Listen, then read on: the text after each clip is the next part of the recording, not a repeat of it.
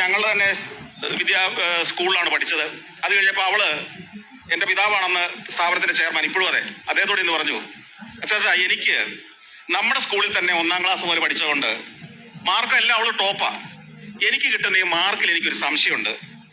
അച്ചാസിനെ പേടിച്ചിട്ട് ഈ ടീച്ചേഴ്സ് എനിക്ക് ഫ്രീ ആയിട്ട് മാർക്ക് തരുന്നുണ്ടോ എന്ന് എനിക്കൊരു സംശയം. അതുകൊണ്ട് 10-ാം ക്ലാസ് കഴിഞ്ഞ് ഞാൻ മറ്റേതെങ്കിലും ഒരു സ്കൂളിൽ പോയി 2 കൊല്ലം പഠിക്കട്ടെ. എനിക്ക് എത്ര മാർക്ക് കിട്ടുമെന്ന് എനിക്കൊന്നും അറിയാമല്ലോ കൃത്യമായിട്ട്. ശരി, ഫാദർ സമ്മതിച്ചു.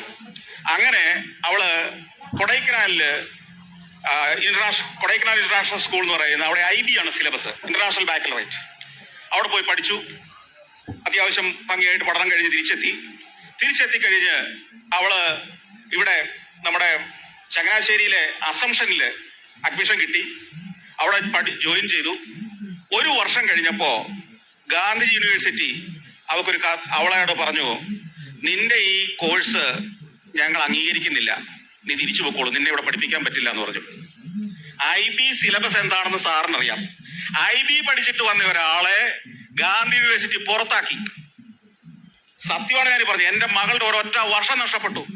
IB എന്താണെന്നറിയാത്ത കിഴങ്ങന്മാരാണ് ഗാന്ധി യൂണിവേഴ്സിറ്റി ഇരിക്കുന്നതെന്ന് മുൻ വൈസ് ചാൻസലറിനെ മുമ്പിൽ ഇരുത്തിക്കൊണ്ട് ഞാൻ പറയുക.